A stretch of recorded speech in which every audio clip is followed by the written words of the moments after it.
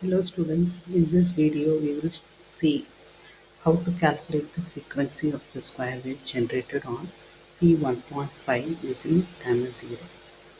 So the first step, load T0 register indicating which timer is either timer 0 or timer 1 is to be used and which timer mode is selected.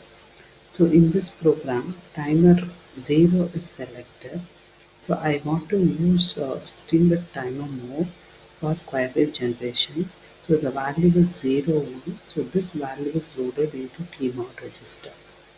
Next, the initial value, that is FF and 1A, loaded into timer higher order register and timer lower order register. After TH and TL are loaded with a 16-bit initial value, the timer must be started. So this is done by using instruction set bit run control bit. There is set bit TR not 0. After the timer is started, it starts to count up from the initial value, that is FF1A, to the maximum value FFFF.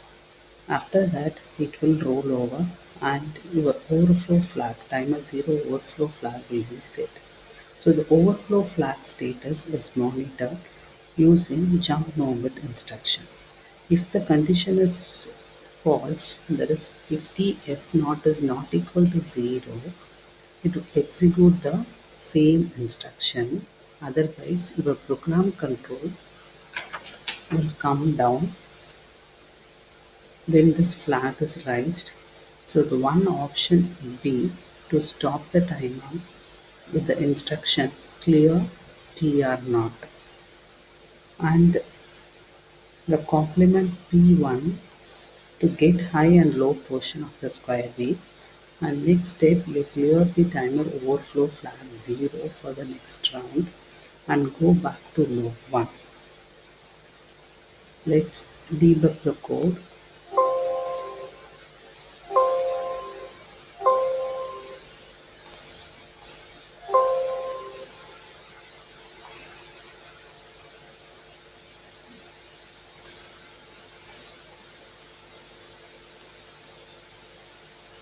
Go to peripherals and open port 1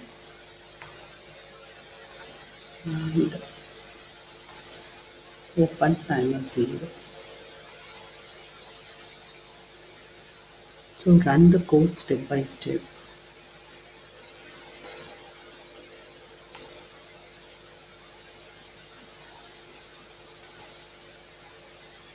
So this window is a timer bar counter 0 window. This one reflect the mode of timer 0 mode of operation. So we are using 16-bit timer, and also it will represent the TCON register value and TMOD value, and timer registers TH0 and TL0, and also this will provide the overflow flag status and run control bit status. So we will execute this code step by step. So you can see the initial values are loaded into your higher order and lower order register. So next, timer gets started. It start counting the clock pulses from FF1A to the maximum value.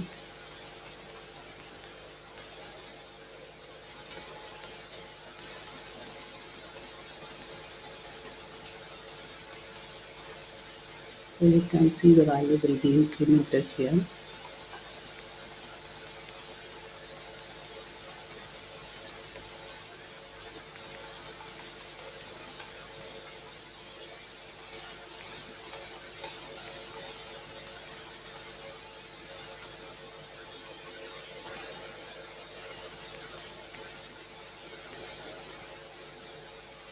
So the maximum value is reached, and next step, your overflow flag will stay. Overflow flag will be set to 1, and your timer will be stopped. and the square wave being generated on port 1.5, and next step the overflow flag will be clear. So now run the code. So the square wave is being generated on P1.5. So let's simulate this code in PROTEUS. So before that I will explain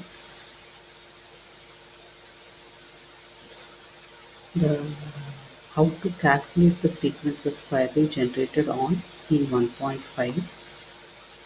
So first the initial value is subtracted from the maximum value. So you will be getting E5, and however we add 1 to E5 because of the extra throttles needed when rolls over from FF to 0 and rise the overflow flag. So this gives 230 decimal clock count that will be multiplied by 1.085 microsecond. So you will be getting 250 microsecond for half of the square period. For both considering both high and low portion, the 250 microsecond is multiplied by 2, you will be getting 500 microsecond. This will be the period of the square wave. Converting this time period into frequency, the square wave frequency is 2 kilohertz.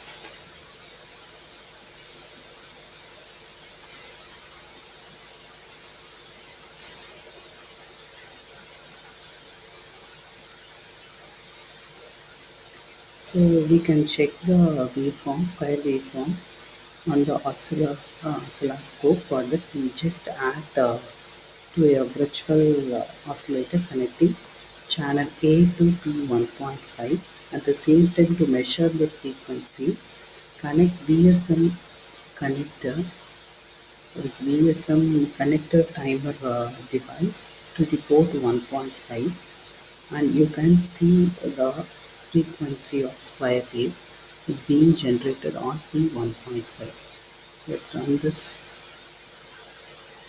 code.